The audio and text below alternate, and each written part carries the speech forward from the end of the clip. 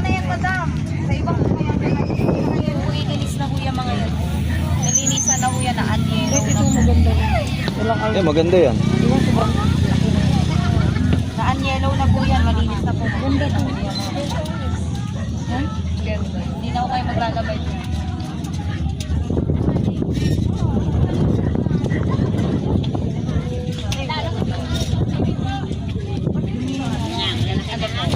Ito po ang presyo. Ito 500.